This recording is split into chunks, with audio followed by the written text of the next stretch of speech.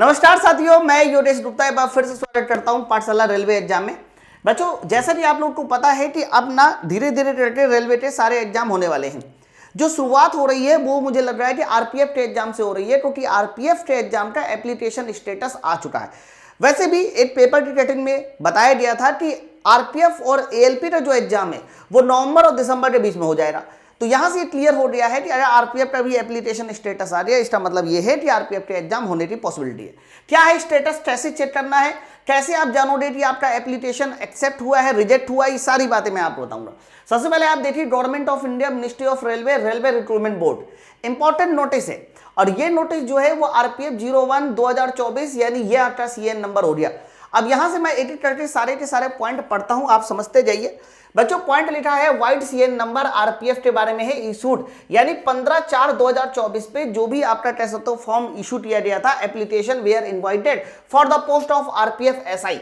The scrutiny of the application have been completed and candidate can view status of their application under. मतलब जो scrutiny होती है ना पूरे एप्लीकेशन फॉर्म की, वो कंप्लीट हो रही है और आप अपने एप्लीकेशन स्टेटस को देख सकते हो।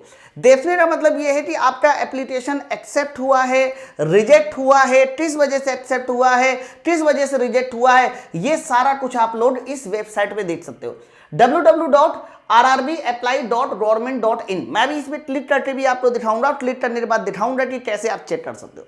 बच्चों, इसके बाद दूसरा जो पॉइंट है वो दूसरा पॉइंट काफी इंपॉर्टेंट है। इन्होंने बोला है कि SMS and email will be sent the candidate registered mobile number and email id mentioned in the submitted application regarding the application status। Application status से रिलेटेड आपके एसएमएस और ईमेल जो है रजिस्टर्ड मोबाइल नंबर और इसके अलावा email ID पे भेज दिए रहे।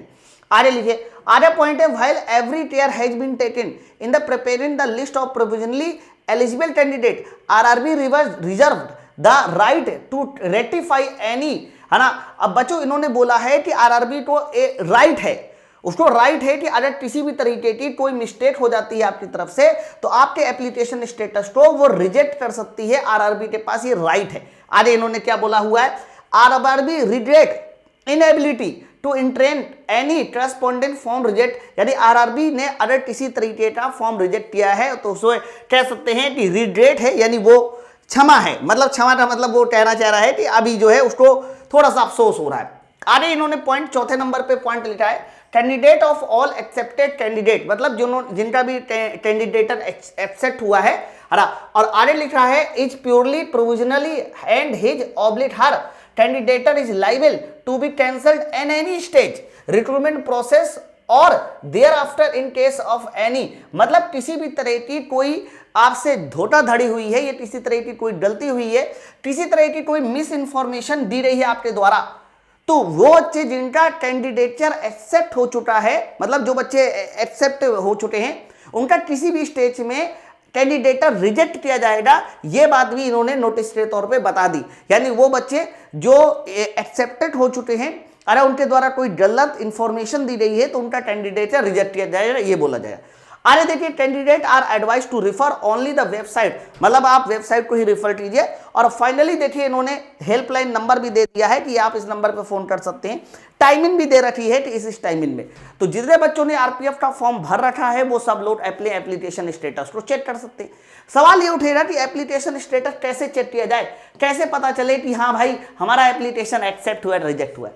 तो बच्चों, ये जो लिंक है ना, इंग्लिश वाले वर्जन को खोलिएगा, हिंदी वाले वर्जन में, इसका हिंदी वाला भी है बट हिंदी वाले वर्जन में लिंक पे क्लिक करने पर हो सकता है कि नहीं खुलेगा। यहाँ देखिए तो ब्लू नहीं है, तो एप्लीकेशन स्टेटस चेक करने के लिए आपको इंग्लिश वाले वर्जन पे इस तरीके से यहाँ क्लिक करना।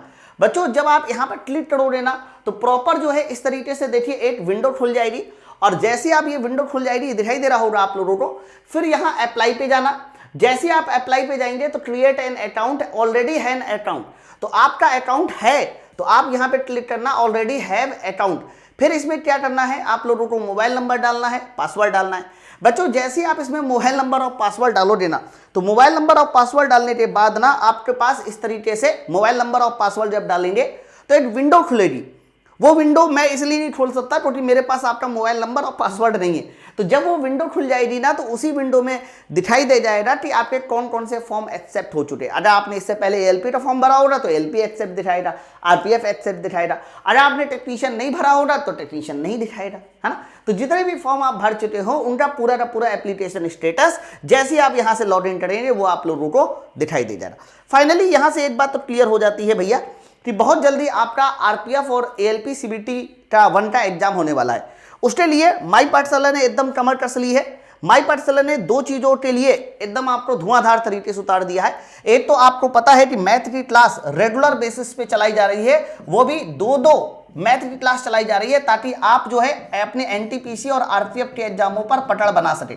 इसके अलावा आपको पता है कि साइंस की क्लास डेली शाम के 7 बजे चलाई जा रही है और आज शाम के 7 बजे 200 क्वेश्चन केमिस्ट्री के जिसमें पूरा एनसीईआरटी का निचोड़ ये भी आपका चलने वाला है। इसके अलावा जीके की क्लास भी डेली चलती है। आप सारी की सारी क्लासों को प्रॉपर ज्वाइन कीजिए। इसके लिए आपको पाठशाला रेलवे एग्जाम चैनल को सब्सक्राइब करना होगा, तो चैनल सब्सक्राइब कर लीजिए।